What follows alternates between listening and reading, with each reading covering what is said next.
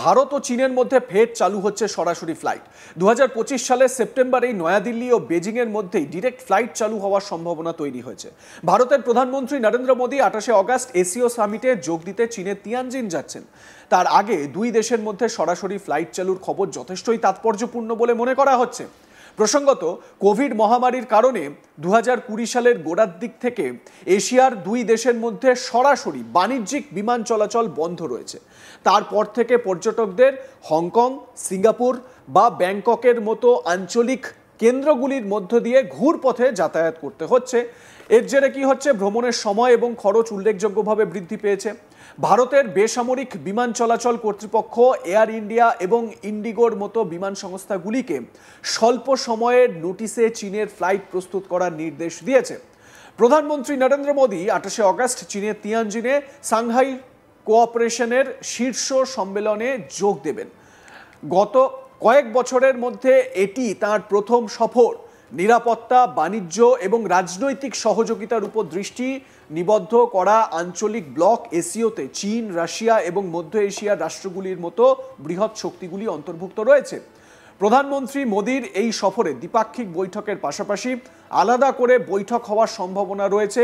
2020 সালের লাদাখে সীমান্ত সংঘর্ষের পর বছরের পর বছর ধরে, বিগত এই 6 বছর ধরে টানাপোড়েনের পর সম্পর্ক স্থিতিশীল করার প্রচেষ্টার জন্য চীনের প্রেসিডেন্ট শি জিনপিং এর সঙ্গে সরাসরি আলোচনা করতে পারেন মোদী, এমনটাই মনে করা হচ্ছে। ভারত ও চীনের মধ্যে সরাসরি বিমান চলাচল শুরুর এই পদক্ষেপটি দিল্লি ও বেজিংয়ের মধ্যে দ্বিপাক্ষিক সম্পর্কের উন্নতির দিকটি তুলে ধরছে। প্রসঙ্গত, 2020 সালের জুনে লাদাখের গালওয়ান উপত্যকায় প্রকৃত নিয়ন্ত্রণ রেখা বা এলএসি বরাবর সীমান্ত সংঘর্ষের পর ভারত ও চীনের মধ্যে সম্পর্ক তলানিতে পৌঁছেছিল। ওই সংঘর্ষে 20 জন ভারতীয় সেনা এবং চীনা সেনারও মৃত্যু হয়েছিল, এবং চীনের কতজন সেনার মৃত্যু হয়েছিল সেটা জানতে পারা না গেলেও বেশ বিভিন্ন সূত্র মারফত যেটা জানতে পারা যায় যে চীনের প্রচুর পরিমাণ পিএলএর সদস্য নিহত হয়েছিল সেই সংঘর্ষে বা সেই ক্ল্যাশে। 2025 সালের শুরুতে ভারত বছরের পর বছর ধরে নিষেধাজ্ঞার পর চীনা নাগরিকদের পর্যটন ভিসা প্রদান শুরু করে। এই সময়টি আমেরিকার সঙ্গে ভারতের সম্পর্কের টানাপোড়েনের সঙ্গেও মিলে যায়। উল্লেখ্য, সম্প্রতি রাশিয়ার থেকে তেল কেনার জন্য ভারতীয় পণ্যের উপর শুল্ক দ্বিগুণ করে 50% করেছে আমেরিকা। কোভিড মহামারীর আগে এয়ার ইন্ডিয়া এবং ইন্ডিগো চীনা শহরগুলিতে সরাসরি বিমান পরিচালনা করত। এয়ার চায়না, চায়না সাউদার্ন এবং চায়না ইস্টার্ন চীনা কেন্দ্রগুলিকে ভারতীয় মহানগরগুলির সঙ্গে সংযুক্ত করতে এই এয়ার ইন্ডিয়া ও ইন্ডিগোর বিমানগুলি কাজ করত। সবুজ সংকেত পেলেই ফের এয়ার ইন্ডিয়া ও ইন্ডিগো চীনে বিমান পরিষেবা চালু করে দেবে। সংবাদ মাধ্যমের প্রতিবেদন অনুসারে কর্মকর্তারা সতর্ক করে দিয়েছেন যে দুই দেশের মধ্যে সরাসরি ফ্লাইট চালুর সময়সীমা এখনো স্থির হয়নি এবং আলোচনায় বাধা আসতে পারে। প্রসঙ্গত, নতুন করে উত্তেজনার কারণে চলতি বছরের জানুয়ারি এবং জুন মাসে ফ্লাইট পুনরায় চালু করার বিষয়ে পূর্ববর্তী প্রচেষ্টা স্থগিত হয়ে গিয়েছে। তবে গত 2 সপ্তাহ ধরে দিল্লি এবং বেজিংয়ের মধ্যে আলোচনা বেড়েছে বলে জানা গিয়েছে। ভারতীয় বিমান সংস্থাগুলিকে প্রস্তাবটি সম্পর্কে অবহিত করা হয়েছে এবং প্রাথমিক রুট পরিকল্পনা ইতিমধ্যেই চলছে। এবার আপনাদের যে ছবিটা দেখাবো সেটা হচ্ছে প্রধানমন্ত্রী মোদী এবং প্রেসিডেন্ট শি জিনপিং। এই যে ছবিটা, এই ছবিটাই ওয়ার্ল্ড অর্ডার চেঞ্জ করে দিতে পারে।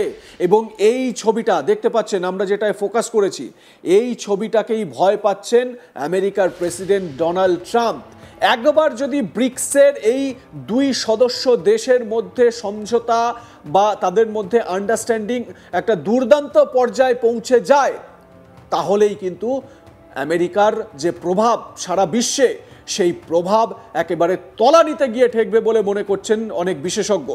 আন্তর্জাতিক সম্পর্ক বিশেষজ্ঞরা তো এটাও বলছেন যে ব্রিক্সে রাশিয়া যেরকমভাবে মধ্যস্থতা করে চলেছে ভারত এবং চীনকে একযোগে আনার বা সহযোগী রাষ্ট্র হিসেবে সামনে নিয়ে আসার, তাতে করে যদি আগামী দিনেও ব্রিক্স কারেন্সি চলে আসে, বাস্তব হয়ে যায়, তাহলে সেটা আমেরিকার জন্য বড় ধাক্কা হবে। তার কারণ আমেরিকার ডলারের পতন হবে, আমেরিকার টাকা, আমেরিকার ট্রেডমার্ক হবে, এবং এর জেরেই কিন্তু আমেরিকা পুরো একদম বলা যেতে পারে আমেরিকার প্রভাব খতম হয়ে যাবে সারা বিশ্বে।